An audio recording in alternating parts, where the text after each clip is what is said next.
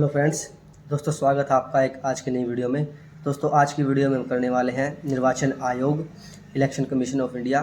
तो इसमें आप जानेंगे कि इसका जो है इलेक्शन कमिश्नर कैसे बनाया जाता है, कौन इसकी नियुक्ति करता है, वेतन भत्ते क्या होते हैं, अगर इलेक्शन कमिश्नर त्यागपत्र देना चाहे तो किसको त्यागपत्र दे सकता है, नियुक्ति उसकी कौन करता है, इलेक्शन की डेट की घोषणा कौन करता है, किस आर्टिकल के तहत जो संविधान में इसकी जो है व्यवस्था की गई है, कब इसकी स्थापना हुई थी इस आयोग की, कितने सदस्यीय ये आयोग होता है। तो आज की वीडियो में आज ये इलेक्शन कमीशन से संबंधित ये क्वेश्चन हम करने वाले हैं। ये सब जो मैंने खुद अपने जो नोट्स बनाए उसमें से हम करेंगे, और आप भी अगर कुछ आप भी इसके नोट ज़रूर करें और अपने किसी भी एग्ज़ाम में आने वाले कोई भी एग्ज़ामों से इसको एक बार रीड करके ज़रूर जाएं, जिससे आपको पेपर में कोई भी दिक्कत का सामना नहीं करना पड़ेगा। तो चलिए दोस्तों शुरू करते हैं। और अगर आप चैनल पर नए हैं तो चैनल को सब्सक्राइब और अपने दोस्तों के साथ वीडियो को शेयर जरूर करें, ताकि वो भी इलेक्शन कमिश्नर के बारे में जान सकें और आसानी से इसे समझ सकें शॉर्ट ट्रिक के द्वारा। चलिए दोस्तों शुरू करते हैं वीडियो को। दोस्तों ये है हमारे नोट्स। और दोस्तों भारतीय निर्वाचन आयोग इलेक्शन कमीशन, तो भारतीय संविधान के आर्टिकल 324 में इलेक्शन कमीशन की व्यवस्था की गई है। तो आपको ये याद रखना है आर्टिकल 324, ये बहुत बार एग्जाम में पूछा जाता है कि किस आर्टिकल के तहत जो है इलेक्शन कमीशन की संविधान में व्यवस्था की गई है। तो वह आर्टिकल 324 के तहत भारतीय संविधान में इलेक्शन कमीशन की व्यवस्था की गई है। चुनाव आयोग एक अखिल भारतीय संस्था है जो केंद्र और राज्य दोनों के लिए समान है। तो इलेक्शन कमीशन जो है राज्य और केंद्र सेंटर दोनों के लिए एक समान है। आगे है राज्यों में होने वाले पंचायत चुनाव और निगम चुनावों में इसका संबंध नहीं है। तो जो है पंचायत चुनाव और निगम चुनाव होते हैं उनके लिए एक अलग संस्था है, वो उसका जो है अलग चुनाव संस्था कंडक्ट करवाती है। इसके लिए भारतीय संविधान में अलग से निर्वाचन आयोग की व्यवस्था की गई है। पंचायत और निगम चुनाव के लिए अलग से व्यवस्था की गई है। 25 जनवरी 1950 को इलेक्शन कमीशन की स्थापना की गई थी। इसी दिन को नेशनल वोटर्स डे बनाया जाता है। तो देखिए आपको ये भी पता लग गया कि नेशनल वोटर्स डे 25 जनवरी को होता है, और 25 जनवरी 1950 को इलेक्शन कमीशन की स्थापना की गई थी, और इसी दिन से वोटर्स डे बनाया जाता है। 61वां संविधान संशोधन 1988 और 89 में मतदाता आयु को 21 साल से घटाकर 18 साल कर दिया गया। मतलब जो पहले वोट देने के जो है 21 साल की एज होनी चाहिए ज़रूरी थी, 61वें संशोधन के द्वारा 1988 में इसे घटाकर 18 साल कर दिया गया था।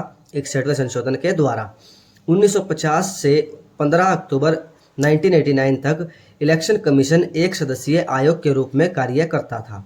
16 अक्टूबर 1989 को राष्ट्रपति ने आयोग के काम के भार को देखते हुए 2 अन्य निर्वाचन आयुक्त नियुक्त किए राजीव गांधी की सरकार में।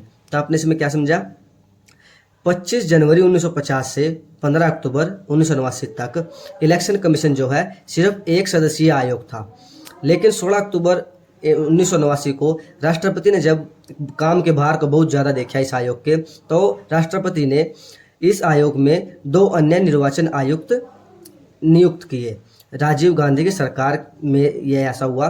फिर यह एक बहुसदस्यीय संस्था बन गई, क्योंकि पहले जो एक सदस्यीय संस्था थी, 2 और चुनाव आयुक्त आने के बाद यह बहुसदस्यीय संस्था हो गई। फिर 1990 में 2 निर्वाचन आयुक्त जो राजीव गांधी की सरकार में नियुक्त हुए थे, उनके पद को समाप्त कर दिया गया वीपी सिंह की सरकार में। तो प्रधानमंत्री जो वीपी सिंह थे, तब उन्होंने जो वीपी सिंह की सरकार राजीव गांधी की सरकार में 2 निर्वाचन आयुक्त नियुक्त हुए थे अलग से, उनके पद को समाप्त कर दिया गया वीपी सिंह की सरकार में। वेरी इंपॉर्टेंट क्वेश्चन है दोस्तों, एग्जाम में आ सकता है। कितने सारे क्वेश्चन हमने अभी तक इसमें कवर कर लिए हैं, इनको आप नोट जरूर करें और अपनी जो है नोटबुक में इसे नोट डाउन करें, ताकि आने वाले एग्जाम में आप आसानी से इसे हल कर पाएं। नेक्स्ट क्वेश्चन देखते हैं। आगे है अक्टूबर 1993 में फिर 2 निर्वाचन आयुक्त को नियुक्त किया गया। तो फिर से जो है अक्टूबर 1993 में जो निर्वाचन आयोग राजीव गांधी में नियुक्त हुए थे और वीपी सिंह की सरकार में फिर से उन्हें समाप्त कर दिया गया था। 1993 में फिर से उनको नियुक्त किया गया, उन 2 पद को। इनका कार्यकाल 6 वर्ष या 65 वर्ष की आयु तक होता है, जो पहले हो जाए। मतलब या तो उनका जो कार्यकाल पूरे 6 वर्ष का हो जाए, या उनकी आयु जो है 65 वर्ष हो जाए। जो भी पहले होगा उसके बाद वो रिटायर हो जाएंगे।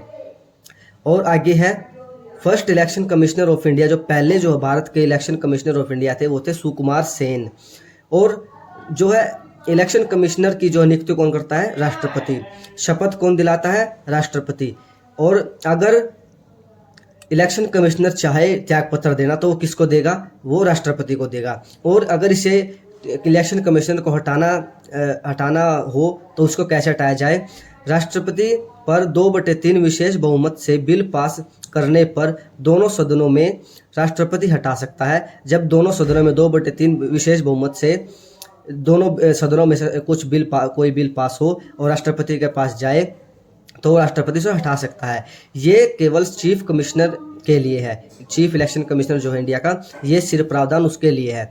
बाकी 2 कमिश्नर को चीफ इलेक्शन कमिश्नर के कहने पर राष्ट्रपति हटा सकता है। जो ये बिल लाने वाला है दोनों सदनों में, वो है सिर्फ चीफ इलेक्शन कमिश्नर के लिए। अगर बाकी जो 2 इलेक्शन कमिश्नर है उनको हटाना हो तो चीफ इलेक्शन कमिश्नर के कहने पर राष्ट्रपति उनको हटा सकता है। वेतन, भत्ते और लाभ इनके क्या क्या होते हैं?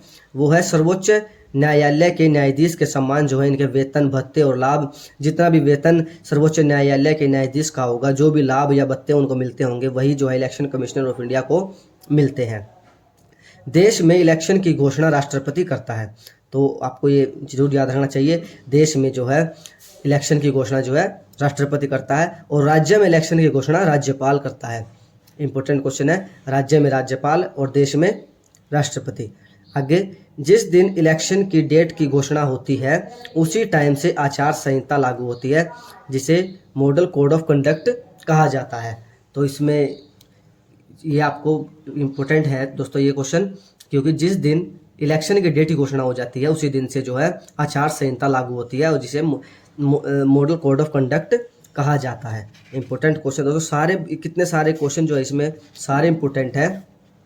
आगे है दोस्तों, वी.एस. रमा देवी 26 नवंबर 1990 से 11 दिसंबर 1990 भारत की पहली महिला इलेक्शन कमिश्नर रही, 9th इलेक्शन कमिश्नर थी। तो देखिए इसमें भी इसी लाइन में कितने क्वेश्चन आ गए। एक तो वी.एस. रमा देवी जो है पहली भारत की महिला इलेक्शन कमिश्नर थी, कौन से नंबर की थी? 9th नंबर की जो इलेक्शन कमिश्नर थी वो। अब दोस्तों एक क्वेश्चन मैं आपको देने वाला हूं जिसका आंसर आपको कमेंट बॉक्स में देना है। आपके लिए क्वेश्चन है, प्रेजेंट इंडिया के इलेक्शन कमिश्नर कौन है?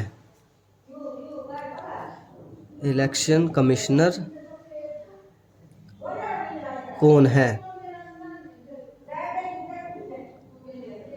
इसका जवाब आपको कमेंट बॉक्स में देना है और जो भी सही जवाब देगा वो विनर होगा।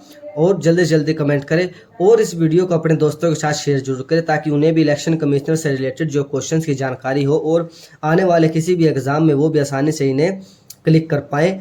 और दोस्तों चैनल को सब्सक्राइब और वीडियो को शेयर जरूर करें। थैंक यू, धन्यवाद, जय हिंद, जय भारत।